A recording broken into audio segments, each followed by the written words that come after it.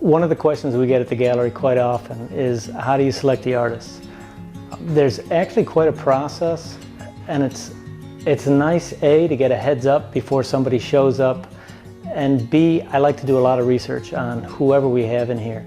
We schedule shows at least 1 to 2 years in advance, and so it's difficult for somebody just to be part of the gallery without having some kind of exhibition schedule, without having a show lined up, etc., just because of the square footage. When we come across an artist, usually it's on Instagram, Facebook, some kind of promotional, an art show, some kind of posting on social media. There's not a whole lot of variety out there as far as stumbling on somebody. Usually it has to be somebody that has some kind of social media or some kind of networking, so that their profile is available. You end up seeing every single thing you can find on an individual, whether it's their background in education or how they create their work. Do they have any profiles? Do they have a CV? Do they have an exhibition that they've participated in? What was their sales records? What are their price points? What kind of work do they make? That indicates a lot as far as a competent professionalism and how the fit would be in here. One of the main things I don't want to do is bump heads with some of the other artists we have, so it's not the exact same. If they make work that's better, then boy, I want them in here. I try to go by what niches we don't have filled. So if we don't have a soda-fired ceramicist, then it's nice to have a representation of that technique or that field.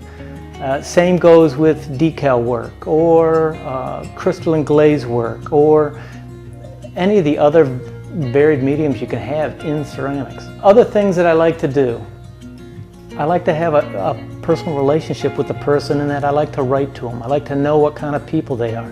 I like to contact people that do know them, so I know, are they going to be on time? Are they consistent?